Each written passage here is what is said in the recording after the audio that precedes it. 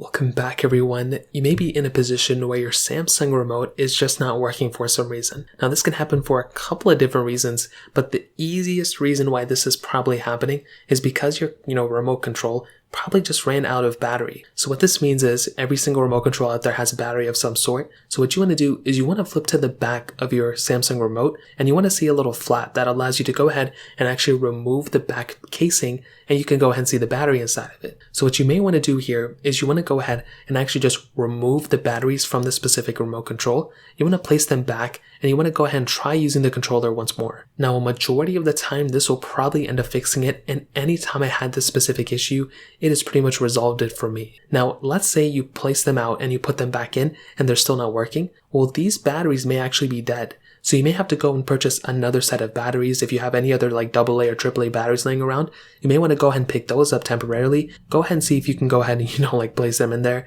and that may end up fixing it for you. Like I mentioned, I've been in a lot of situations like this, and anytime I went ahead and just replaced the batteries, a majority of the time that will probably end up fixing it. Now let's say you do that and that still doesn't work. Well, what I would recommend doing is kind of monitoring which buttons are not working. Are there certain buttons that are working and some aren't? If that is the case, then you may have to go ahead and push in the buttons a little bit harder and see if that works as well. Sometimes there can be a lot of dust and stuff that gets stuck in these controllers, and that's another thing that you may have to do in this specific situation. Now, if that still doesn't work, you have to ask yourself, did you recently spill water on the controller? Did you throw the control some random place? If it's anything like that, you may actually have to go ahead and purchase a new control, in my opinion. That's probably the best way to go ahead and, kind of troubleshoot this specific situation. So that kind of covers it. If you have any other questions or anything, let me know in the comment section below. Hit the like button, that would mean so much, but definitely hit that subscribe button. More importantly than everything else, I love every single one of you guys. Hopefully I'll catch you guys in the next video. Peace out till then.